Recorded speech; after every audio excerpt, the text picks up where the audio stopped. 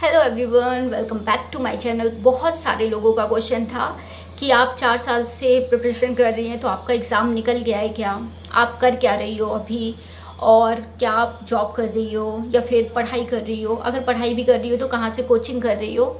बहुत सारे क्वेश्चन थे, बहुत सारे सबको डाउट है। सबका क्वेश्चन यही है कि आप कर क्या रही हो, क्लियर बताओ। क्योंकि मैं 1 साल से अभी वीडियो नहीं बना रही थी, अभी मैं एक्टिव हुई हूँ 1-2 मंथ पहले। इस वजह से मैंने सोचा कि चलो अब बताती हूँ कि मैं कर क्या रही हूँ। यूपीएससी नहीं कर रही हूँ तो मैं कर क्या रही हूँ। तो स्टार्टिंग से स्टार्ट करते हैं कि 2021 के नवंबर में मैंने कोचिंग ली थी। जो मुझे कोचिंग पड़ी थी 50,000 से ज़्यादा विथ ऑप्शनल। अब तो उस कोचिंग का रेट बहुत ज़्यादा कम हो गया है, बट उस टाइम मुझे बहुत ज़्यादा कॉस्टली पड़ी थी। और और मतलब जब आप मिडिल क्लास से बिलोंग करते हो तो अगर कोई भी आप कोचिंग लेते हो ना तो फिर तो फिर उसके बाद मतलब लगता है कि एग्ज़ाम निकाल लो तो अच्छी बात है। आपने अपने रुपए नहीं वेस्ट किए, और आपने अगर बहुत महंगी कोचिंग ले ली उसके बाद आप एग्ज़ाम नहीं निकाल पा रहे हो तो बहुत ज़्यादा गिल्ट रहता है। तो मेरे साथ भी यही हुआ। जब मैंने 2021 में कोचिंग ली, बाई लक मुझे बहुत अच्छे टीचर मिल गए। उन्होंने बहुत अच्छा पढ़ाया, नो डाउट।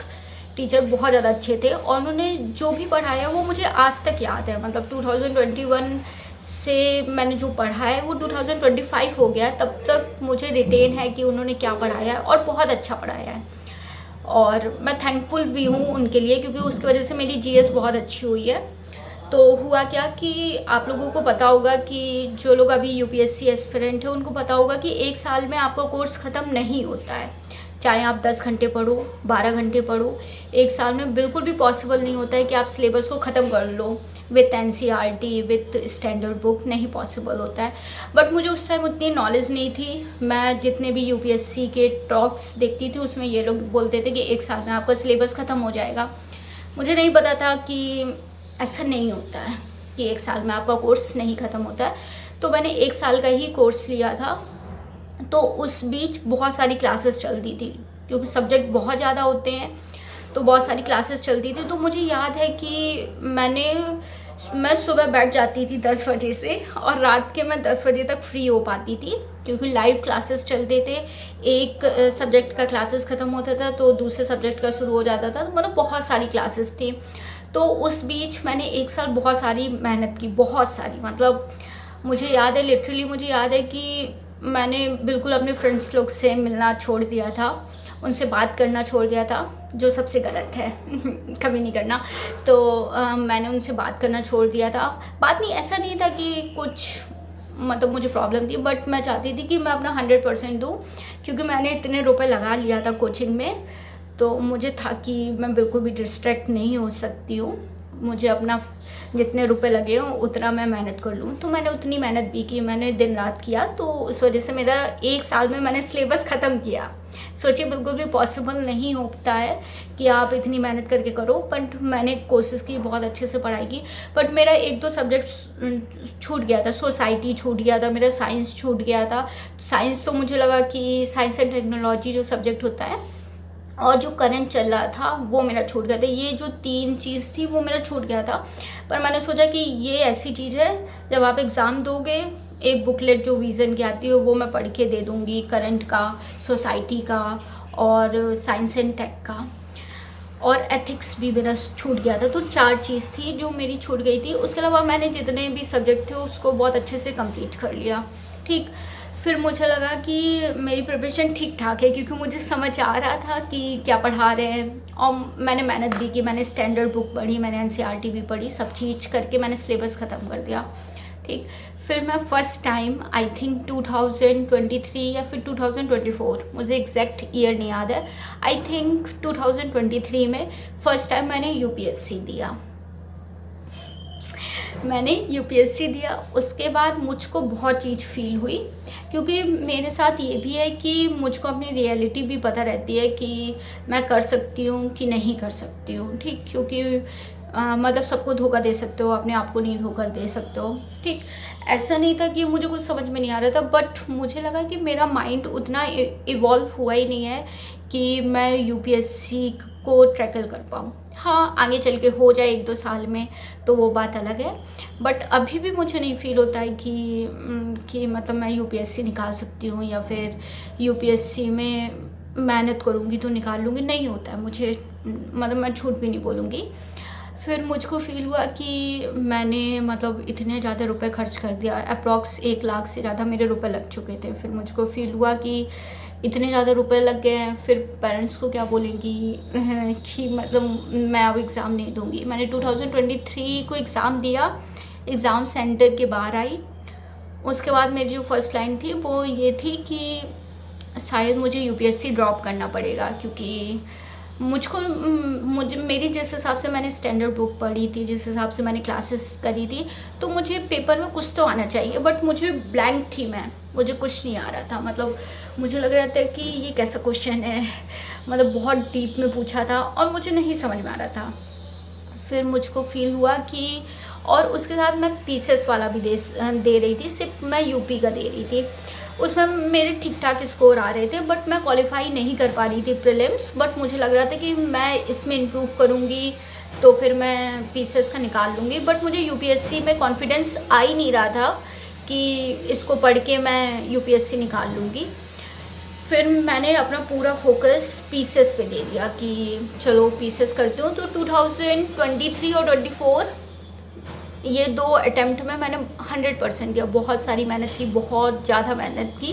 2023 वाला मेरा थोड़ा सा कुछ इशू हो गया था, तो मुझे लगता है मेरा पेपर चेक नहीं हुआ था, ठीक। और जो 2024 वाला था उसमें आप लोगों को पता है पेपर कैसा आया था, और मेरा पेपर बहुत ज़्यादा गंदा गया था। तो उस टाइम तो मुझे पता था कि मेरा ये वाला नहीं निकलेगा। उसके साथ मैंने बिहार पीसीएस वाला भी दिया था। तो अब मैं अपने जो प्लान बी है उसमें मतलब ऐड कर रही थी एग्ज़ाम, सिर्फ यूपीएससी पे डिपेंडेंट नहीं थी। मैंने पीसीएस में भी अदर स्टेट का डालना स्टार्ट कर दिया, क्योंकि मुझे लगा कि मुझे ऑप्शन रखना चाहिए, क्योंकि मेरे पास बिल्कुल ऑप्शन भी नहीं था। क्योंकि मैंने सिर्फ और सिर्फ बैचलर किया है, मैंने मास्टर भी नहीं किया। मास्टर भी मैंने इसलिए नहीं किया क्योंकि मुझे इतना कॉन्फिडेंस था कि मैं मेहनत करूँगी तो निकाल लूँगी, क्योंकि मुझे पता है कि मैं मेहनत करती हूँ तो फिर कुछ ना कुछ हो जाता है। तो बिल्कुल सेम स्कूल टाइम पे यही हो रहा है कि मैं मेहनत करूँगी, हो जाएगा, मार्क्स आ जाएंगे, आ जाएंगे। बट जब ये कॉम्पिटिटिव एग्ज़ाम की अदर रियलिटी होती है कि मेहनत करो तो भी आपको सक्सेस नहीं मिलती है, तो सेम मेरे साथ भी यही हुआ। फिर मैंने बहुत सारे दोस्तों से पूछा, अच्छे लोगों से पूछा जो मतलब एजुकेटेड है, उन लोग से मैंने लिया कि आप बताइए कि मैं क्या करूं, क्योंकि मैंने मास्टर्स भी नहीं किया। और इस टाइम मास्टर्स करना का मतलब है कि फिर मैं अपना जो भी मैंने 3-4 साल मेहनत की है यूपीएससी में और पीसीएस में, वो मेरी वेस्ट चली जाएगी। तो सबने सजेस्ट किया कि तो मास्टर्स कर लो। बट जो मेरी बैचलर डिग्री था उसका जो सब्जेक्ट था वो आर्ट साइड का सब्जेक्ट है, ठीक। तो फिर मैं आर्ट साइड का जब मैंने ऐसा सब्जेक्ट लिया जिससे मैं क्या लगता है कि मास्टर भी करूँगी तो कोई फ़ायदा नहीं, वेस्ट ऑफ टाइम है। उसके बाद अगर तुम्हें उसी फील्ड में जाना है तो बेनिफिशियल है, अदरवाइज़ मास्टर करने से भी कोई फ़ायदा नहीं था। क्योंकि अगर आप जैसे साइंस साइड का मास्टर्स करते हो, जैसे केमिस्ट्री का कर लिया, मैथ्स का कर लिया, तो उसकी बहुत सारी जॉब्स आती हैं।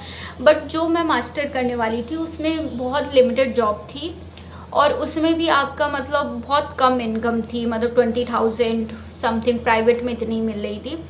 तो मुझे लगा कि मैं अगर मास्टर भी करूँगी रेगुलर बेसिस पे तो मेरी फ़ीस पहुँच जाएगी 1 लाख से ऊपर, तो मैं क्यों अपने रुपए वेस्ट करूं। तो मैंने मास्टर नहीं किया, ठीक।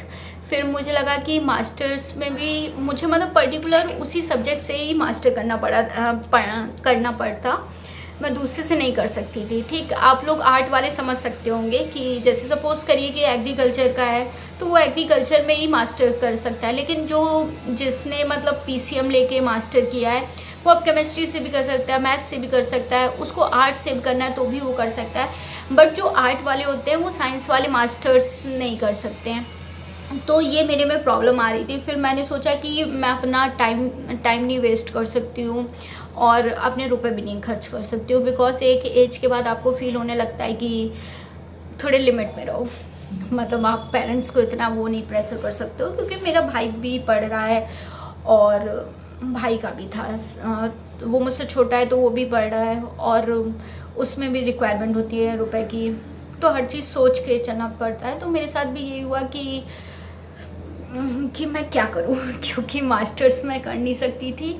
और फिर मैंने सोचा कि चलो एक साल, ये मास्टर वाला जो प्लान है वो मैंने 2023 और 2024 में करा। तो उस बीच मैंने एक एग्ज़ाम दिया तो मुझको लगा, और एग्ज़ाम भी मैंने ग्रुप सी की पोस्ट का दिया, मतलब UPSSC के थ्रू दिया। तो मुझे लगा कि वो मेरा एग्ज़ाम हो जाएगा, तो अगर वो मेरा एग्ज़ाम हो जाएगा तो उसके बाद मैं मेंस की कोचिंग ले लूँगी और फिर से मैं एक बार एक साल अच्छे से पढ़ाई करूँगी। बट गॉड भगवान जी की मर्ज़ी, मेरा वो एग्ज़ाम में हुआ ही नहीं। ठीक, तो वो मेरे लिए बहुत ज़्यादा डिस्टर्बिंग था, क्योंकि मैंने सोचा कि UPSC को ड्रॉप करते हैं तो मैं स्टेट पीसीएस पे आई। ठीक, स्टेट पीसीएस में भी मेरा प्रीलिम्स नहीं निकल रहा था, तो मैंने सोचा कि यूपी में जो UPSSC होता होगा, कुछ लोगों को पता होगा, तो मैंने सोचा कि उसके एग्ज़ाम देते हैं। तो उसके एग्ज़ाम मैंने दिया तो वो भी मैं क्वालिफाई नहीं कर पा रही थी, क्योंकि हर एग्ज़ाम की अप्रोच अलग होती है। आप अगर डिफरेंट एग्ज़ाम दोगे तो आप ये नहीं कर सकते हो कि अगर स्टेट पीसीएस दे रहे हो तो आपके सारे एग्ज़ाम फिर निकलने लगेंगे UPSSC के। उसकी अप्रोच अलग होती है, क्योंकि उसमें वन लाइनर होता है, उसमें रटिफिकेशन ज़्यादा होता है। पीसीएस में जितना पढ़ पाओ समझ पाओ वो होता है। तो फिर मुझे एक साल सिर्फ ये समझने में लगा कि मुझको अपनी अप्रोच बदलनी पड़ेगी। डिफरेंट एग्ज़ाम के लिए डिफरेंट अप्रोच होती है, और कंपटीशन भी बहुत ज़्यादा होता है। जितने छोटे एग्ज़ाम में जाओगे उतना कंपटीशन और ज़्यादा हो जाता है। तो मुझे लगा कि मेरा इसमें भी नहीं निकल रहा है, तो मैं डीमोटिवेट हो गई कि भाई चल के हराए, क्योंकि आप मतलब धीरे धीरे अपना लेवल कम करते जा रहे हो और वो भी एग्ज़ाम नहीं क्वालिफाई कर रहे हो। तो वो मेरे लिए बहुत ज़्यादा डिस्टर्बिंग था कि मैं क्या करूँ मतलब मेरा यही चल रहा था।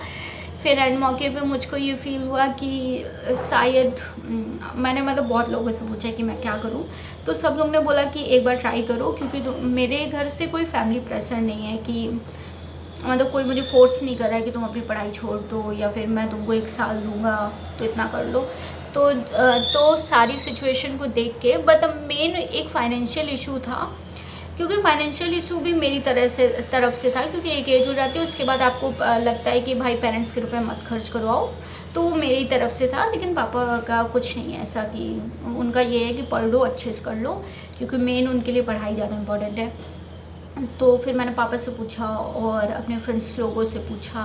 बहुत लोगों ने बोला कि देखो, अगर तुम्हें मास्टर्स में बिल्कुल इंटरेस्ट नहीं है, और मुझे मास्टर्स में बिल्कुल भी इंटरेस्ट नहीं है, जिस सब्जेक्ट से मैंने बैचलर किया उससे तो बिल्कुल भी इंटरेस्ट नहीं है। तो फिर मैंने एंड में यही डिसाइड किया है कि मैं एक साल फिर से पीसीएस को दूंगी। होता है अच्छी बात है, नहीं तो मैं ग्रुप सी की जॉब करूँगी। क्या करूँ, मैं UPSSC के थ्रू जो भी वैकेंसी आएगी उसी में जॉब करूँगी। फिर एंड में यही होगा कि जो मेरे ड्रीम्स थे अच्छी जॉब करने के, वो नहीं फुलफिल होगा। बट हाँ, मुझे गिल्ट नहीं होगा कि मैंने मेहनत नहीं की या फिर मैंने कुछ सोचा नहीं। इस वजह से लास्ट टाइम मैं पीसीएस का ही प्रिपरेशन करूँगी एक साल, और पूरा 100% दे के करूँगी, क्योंकि बहुत ज़्यादा टाइम जा रहा है। और नहीं तो एंड में आप मुझे ग्रुप सी की जॉब में देख लीजिएगा, UPSSC के थ्रू जो भी जॉब होगी उसी में आप देख लीजिएगा। हाँ, मे बी जो भी होगा देखा जाएगा, बट अभी मेरा यही प्लान है।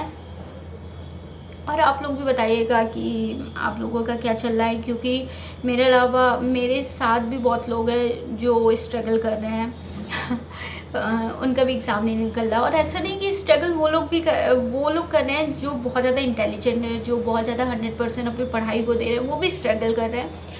तो अगर आपके साथ भी ऐसा हो रहा है तो आप लोग शेयर करिएगा, आप लोग ने क्या मतलब अपना प्लान बी चुना है वो भी बताइएगा, क्योंकि मेरा तो प्लान बी अभी यही है कि मैं मास्टर्स नहीं कर रही हूँ, क्योंकि ना करना दोनों बराबर है। इस वजह से मैं मास्टर्स नहीं कर रही हूँ। एक साल में फिर से क्या रहता है पीसीएस का एग्ज़ाम दूँगी, शायद मैं दोबारा से फिर से कोचिंग लूँगी क्योंकि मैंने 2021 या फिर 22 में लिया था, लास्ट में नवंबर में, सॉरी।